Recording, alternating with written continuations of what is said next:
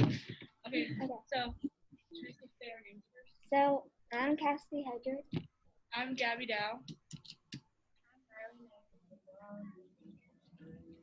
I'm Mason Clawell. I'm Olivia Oliver. And so basically right now we're reading Dear Justice. And in our book, Brunel Laquan Banks, or Quan, is in high school and ends up facing very hard challenges in our book. Currently, Quan is in jail, but we haven't gotten to why. Quan faces the fact that people won't believe him when he does something good. Quan's dad was arrested and was set to live without him until he got out.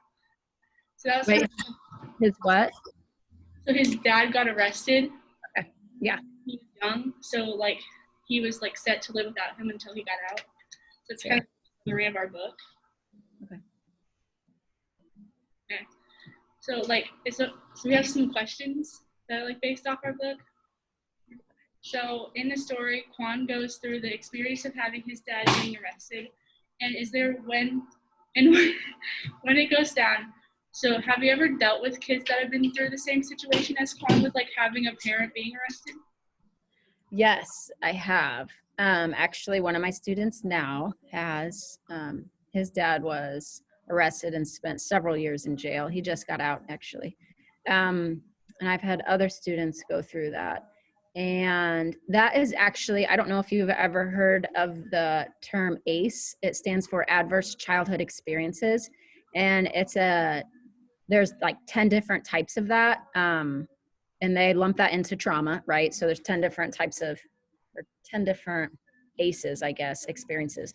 But one of them would be like a parent going to jail. So it's extremely traumatic. And I think that there's a lot of struggles that kids have because number one, their dad is away, right? But yeah, so there's like an abandonment feeling, you know, a neglect, like a physical neglect, kind of like that. But yeah, I have it. And yeah, I think now that his dad just got out of prison the last 2 months or so, there's now a transition for my student trying to go through to almost like reestablish the family in itself, but also work through the fact that he was gone for years. So another question was, once Quan's dad is arrested, he gets kind of sad and begins to miss his dad. And I was wondering how people who provide therapy for are affected by the absence of parental figure. Okay, so the question is, how do you provide therapy for? Or how are the people who provide therapy for affected by the absence of like a dad or a mom? Oh, how are they affected by it? Okay. Yeah, that is I think in general, one of my favorite authors is Brené Brown, and she talks a lot about like a sense of belonging. And I think without that and without your parent there, I just think that there's a lack of that. And whether it's a mom or a dad, really, but without that role, it's just really impactful. But so for me specifically, like I've had kids that, you know, single parent homes. So they're either missing the father role or the mother role. And you can kind of tell, like some of my students, it's like they long for the role that they're missing, right? Or I've had students where their father has been gone because of abuse. And in that sense, they don't want men, like they don't want to connect with men because men almost make them feel very uncomfortable. So I've had students like sexually abused from men in their family, their immediate family. And so they don't want anything to do with men. They don't even like to be around them, or they don't like to work one-on-one. Like in my classes, I'm a special ed teacher and I teach students who have emotional and behavior disorders. But what that ultimately just means is they have a lot of diverse emotional and social needs because of the trauma they've been through. And so I have to look at that and think, okay, like if I know that his brothers sexually molested him for years and his dad didn't defend him or do anything about that, then I have to look at who I'm going to pair that student with, because that another man will trigger my student and cause like major behavior issues. Or on the flip side, I've had students who moms have just upped and left him. And so, and for drugs, and their mom hasn't been around in forever. And so there's almost like a nurturing thing that they long for. And so there's a lot of times that, we really try to be like nurturing and sensitive to what they need, and just provide like a warm relationship. Trauma brings a lot of I don't even like to call it baggage. There's just a lot of obstacles that kids have to work through. And at the same time, like a positive, consistent, caring adult can reverse so much of that damage. And so if there's a kid that has been missing a parent role, there's just a lot of like trying to help them work through like their worthiness so that they know that they're worthy, even though they look at all these other kids that have two parents, and that they don't. A lot of times they take it personally, like it's a reflection of them. So a lot of times we talk about how things that happen, it's not a reflection of us, like it's not our fault, and then we work on like trying to establish really healthy relationships by being like authentic and vulnerable and very real, and just accepting them, for where they're at, and really trying to restore their own heart. I know sometimes I talk too much, sorry. Have you ever had people have like flashbacks into their childhood? Sure. Yeah, a lot.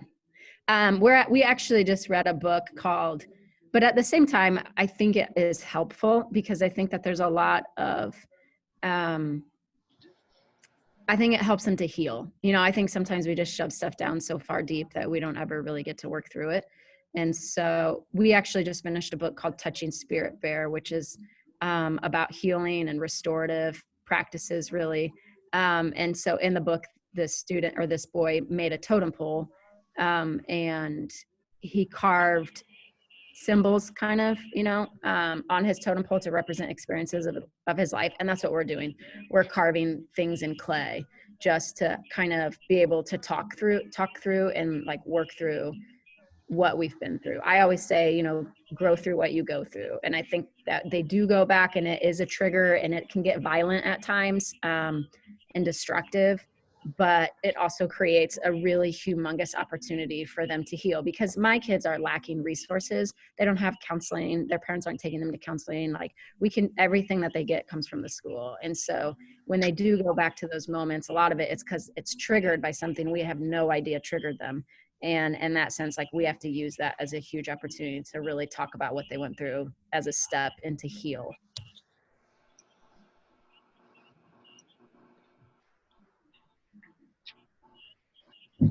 So in the book, we see Juan's struggle having divorced parents and an abusive stepdad. What was your question? I struggle hearing. In the book, we see Juan's struggle having divorced parents and an abusive stepdad. And how does not having a parent affect that child's future? Okay, one more time. It might help if somebody closer. Like I can hear you, but I know the mask muffles you. Use your voice, Matt. I'm sorry, man. So in the book, Juan's parents are divorced and he has an abusive stepdad. And I was wondering how not having an abusive parent or not having a parent affects that kid's future.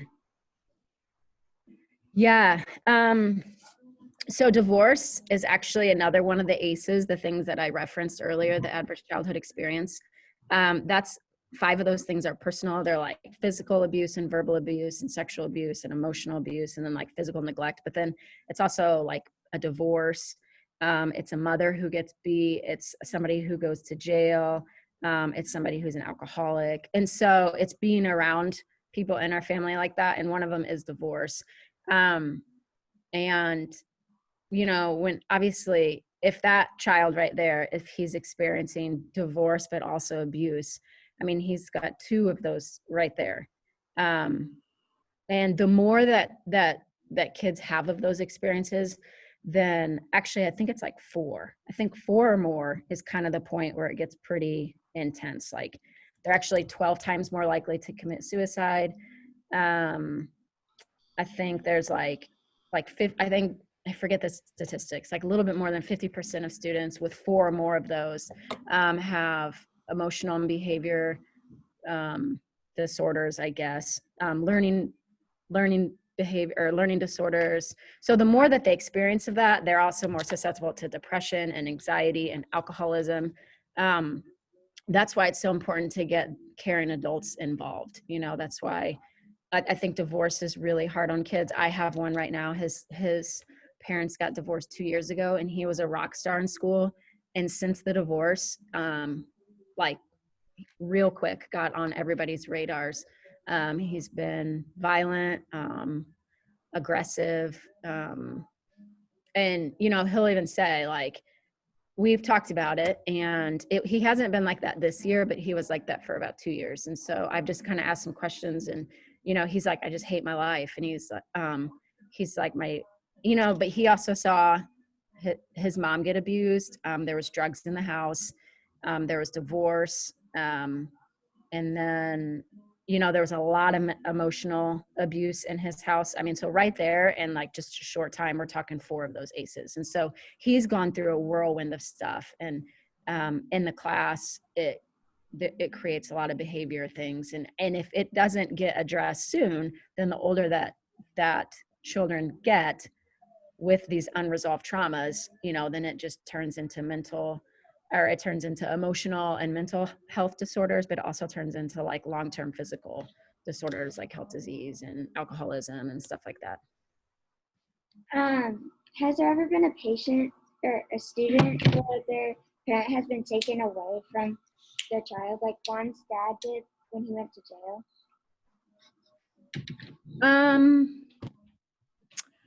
Not that I mean, yes, their whole family was in a car accident. And so, except for my student. And so he kind of has guilt for that and feels bad that he wasn't there in a way. But since the accident, his whole family, his mom is disabled now. She can't walk. His brother's arm was severed off and they kind of put it back on, but he didn't necessarily go through all the rehab that he needed to. And so he has no feeling in his arm. So he has to like lift his arm up and over to move it. His sister has been living in like a residential home. She's in a wheelchair. She's unable to hear and speak.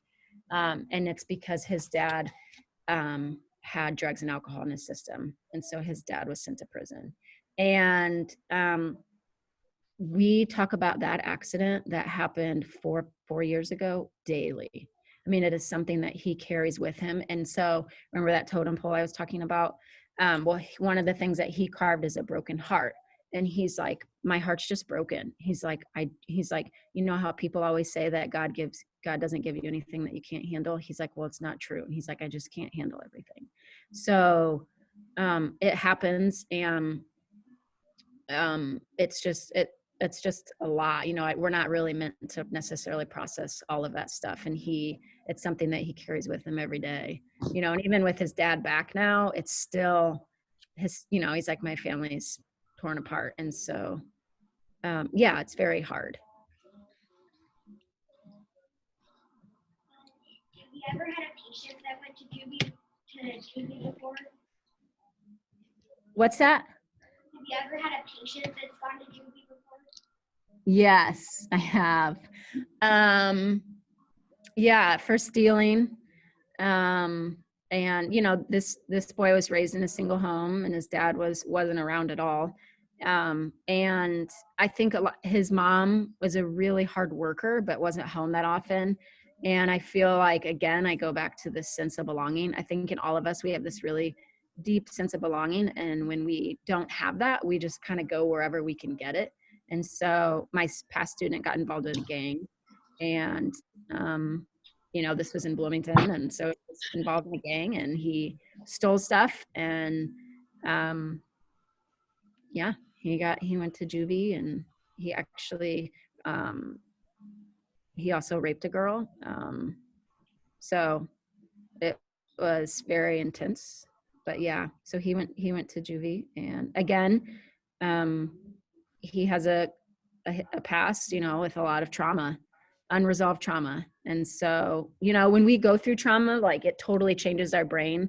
And a lot of people don't think about that. When that like, there's like hormones that get released in our brain, and it changes the way our brains function. And a lot of times we're starting to react from this freeze, flight, or fight stage. And it's like the reptilian part, and it's just mere survival. And so when you're in that place for so long, like your brain changes, and there's a lot of gaps in it and processing. And so I'm not using that as a, as an excuse. I'm just saying that when there's a lot of trauma involved, there's just a lot of reasoning that doesn't happen necessarily. And that's why it's so important that we, can help these kids and reach out before they make decisions like that, because there's no, the part of their brain that they're using is like the immediate. They're not able to think long-term and about consequences. And so everything is like right now. So they're making decisions based off of right now. How did you deal with the trauma of a child who feels like they needed to step up and be a parental figure? There was a lack of help from the outside. Oh, wait, hold on. Can you read that one more time?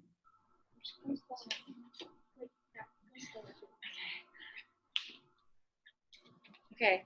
How did you deal with the trauma of a child who feels like they needed to step up and be a parental figure because of the lack of help from the actual parent to other siblings? So they feel like they need to step up for the other siblings? Yeah. Yeah. I mean, that's common. And so what's the question now? How do I deal with that?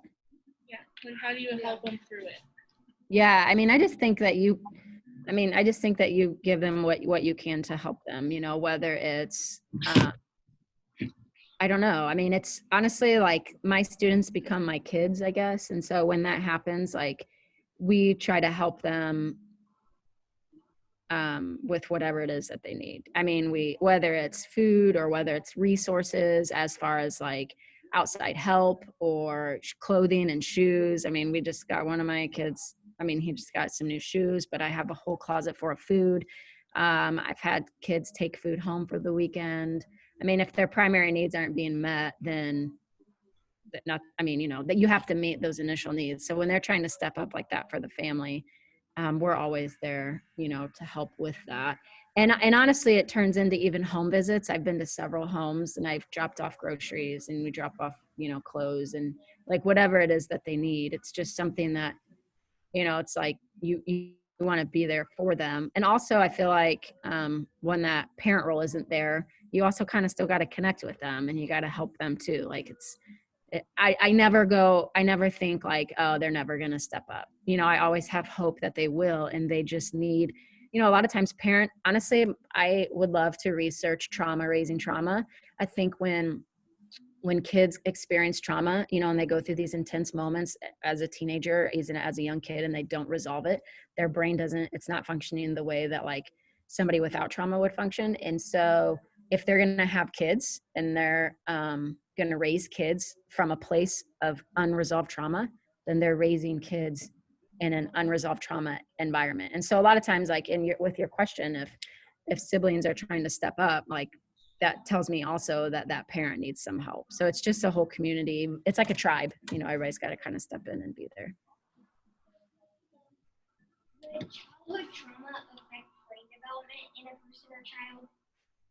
What was the question? Would childhood trauma affect brain development in a person or child? Oh yeah, absolutely. That's what, yeah. So it's adrenaline and cortisol hormones. When they get released, those are released in normal situations to protect us. That's when we freeze, fight.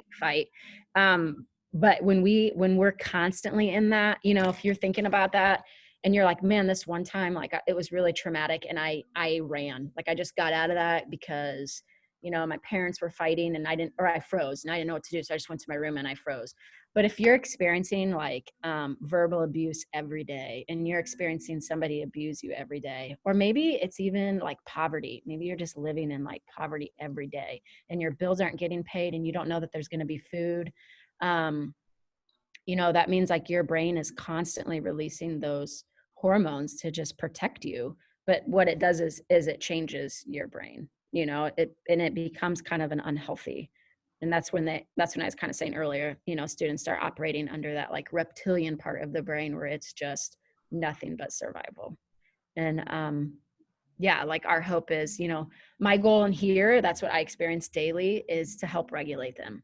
you know? And so yesterday I had students literally running in school because they were upset that their older siblings were they're on quarantine because the high school is, or they're doing remote learning. And so they are just, it's like we in here, we struggle regulating our emotions. And so, but that's because their brains aren't functioning the way, you know, that people without trauma, their brains aren't functioning the way that people without trauma are. So yeah. Since in the book, Juan's dad got taken away right in front of his eyes, can that affect him in the long run? Like how he grows up, will it affect the way he sees things? I think so. I mean, I did have a student that happened, and he and his brother went and hid, and they hid in a closet, and they watched the police come in and take his dad. I think that was a very, even hearing my student talk about that, it was a very emotional, and that was even hard for me. I think that there's trauma that we go through, but I think, you know, I mean, when people are there with us, walking us through trauma, I think it's traumatic even for those people, like secondary trauma. But and so, but yeah, I think when that happens, that is traumatic because it's going to be a memory that they're going to always remember. But it's going to, I think it's still something that you can work through. But I think the bigger thing would be the fact that their parent is gone too.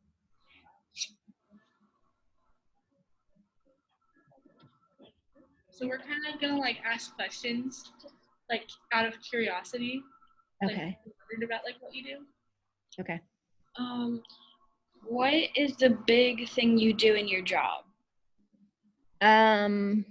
We do a lot of building relationships.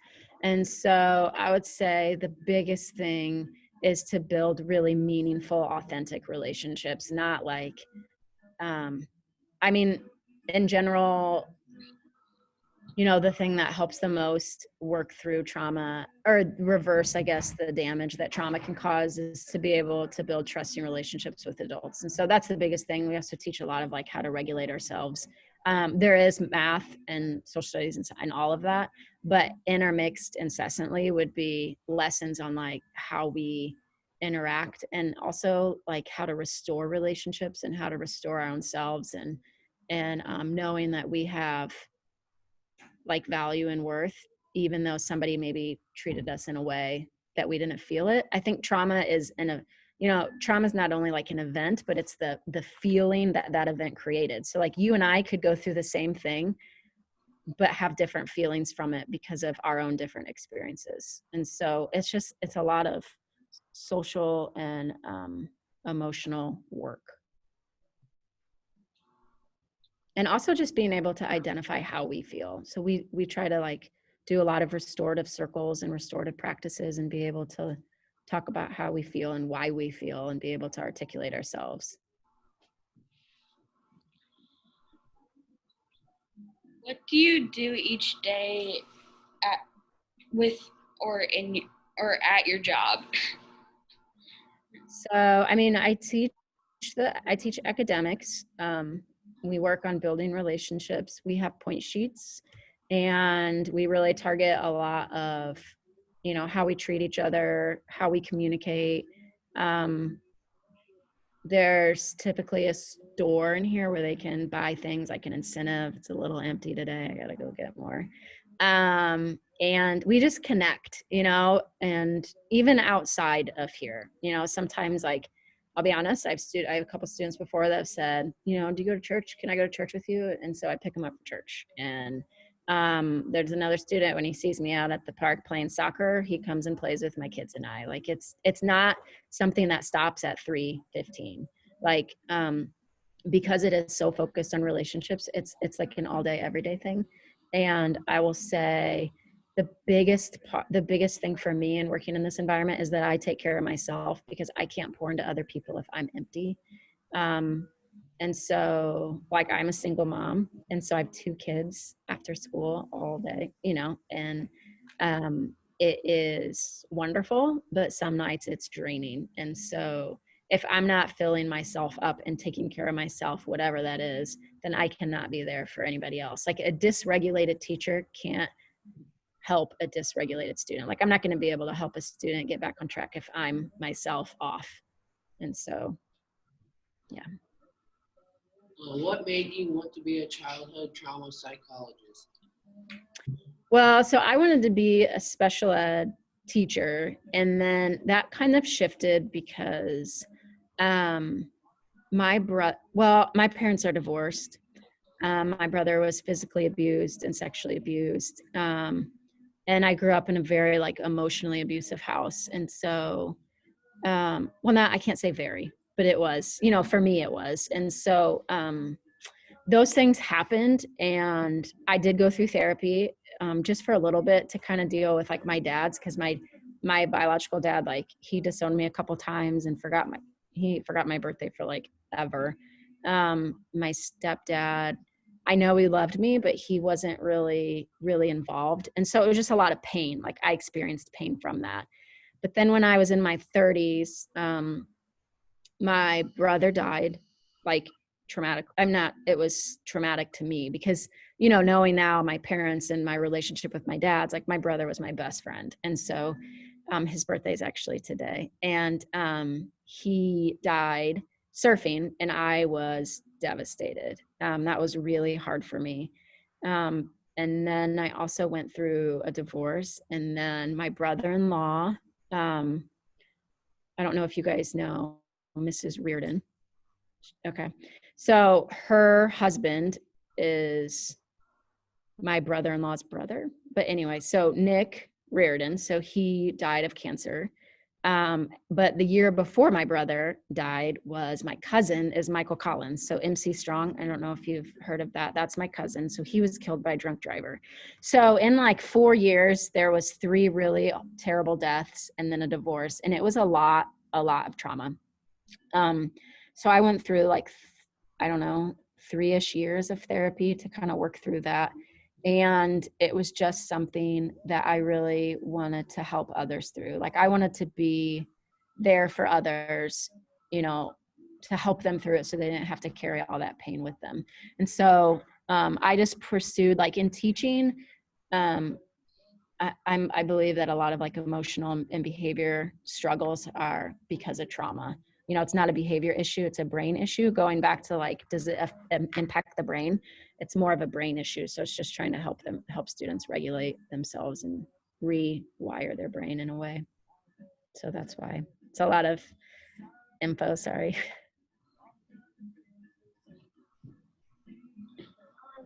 How long of schooling did you have to do? What's that? How long of schooling did you have to do? How long of schooling? Is that what you said?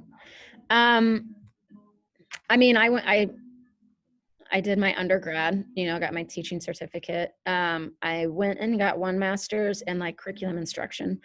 And then the second master's was intense. It was a year-long program. And so it was a different class like every 5 weeks. And it was insane because it was also during COVID. And so like during the start of it, so it was taking classes, teaching remote, taking care of my children. So yeah, I mean, there are other programs, like if you wanted to be a school counselor or something like that, I know that's longer, but the program or the degree that I have, it's a master's in education, but it's a focus in trauma and resiliency. So it focused all on what trauma is and how it impacts us, but also like how to help students develop resiliency.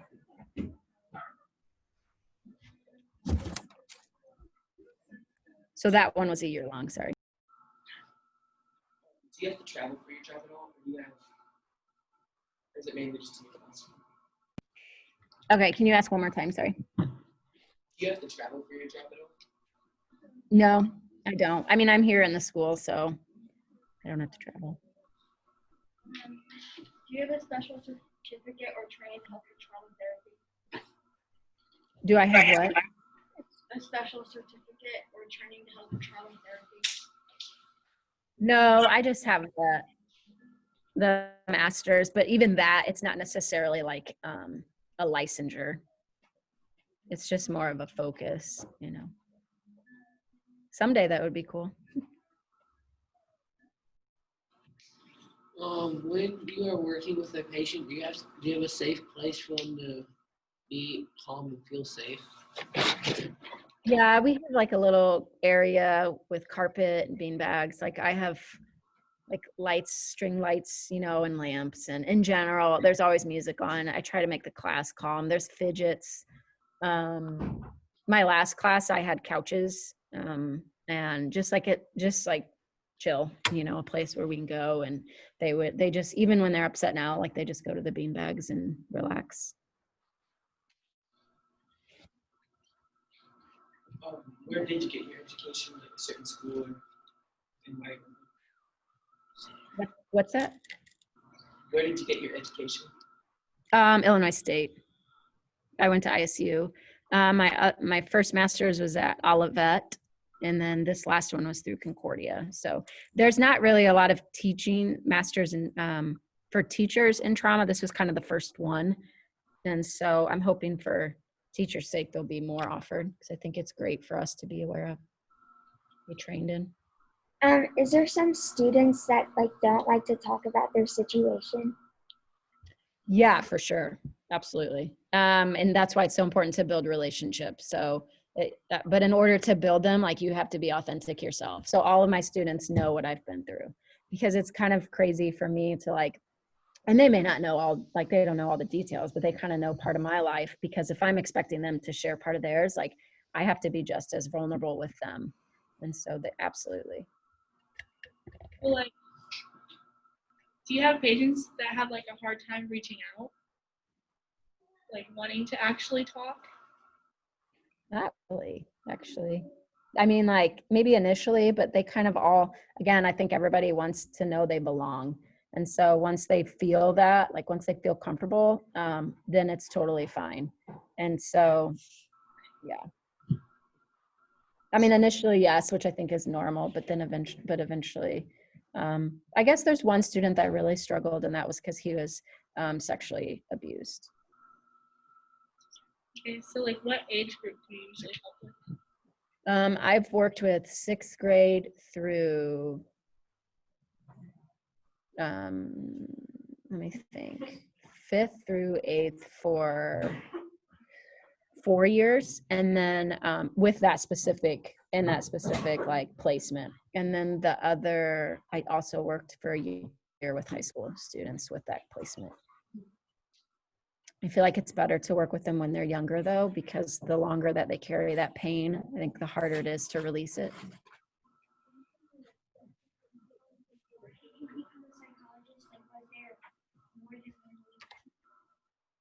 I'm so sorry. I did not hear a word you said. Why did you become a psychologist? Like, was there more than one specific reason? Why did I become, like, why did I want to work with students of trauma? Yeah. Just because I've experienced it. And so when I was in high school, with my parents and my own home life the way it was, my coaches were really influential. So I played basketball, volleyball, track. And so my basketball coach was a special ed teacher, and she was also my other, but she was super, she took me on all like my college visits, you know, we met with college coaches, like she did all of that with me. And so it was just somebody that I really appreciated, and I kind of wanted to be that person to other people. And then focusing more on trauma was just because I had been through a lot of trauma for me. Yeah.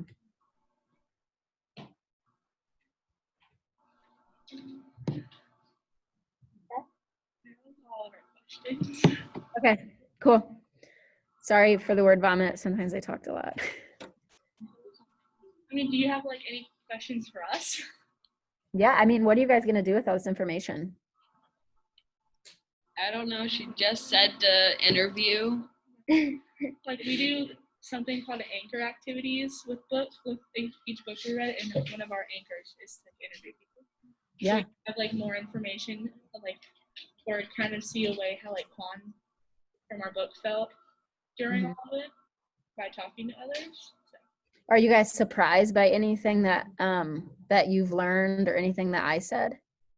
Yeah, I'll say this. I think trauma is everywhere. And I think a lot of people wear a mask and they hide it, but it doesn't discriminate. Like it's not necessarily have anything to do with your socioeconomic status or your race. I mean, it's all over. And so I guess my advice to you is to just keep in mind, like sometimes when we meet people, don't necessarily look at the behaviors that they do or like the actions. Think about what's causing it, because a lot of times it's not what they're doing, it's what's at the root of that, you know. And it's really hard, but I have to think about that every day.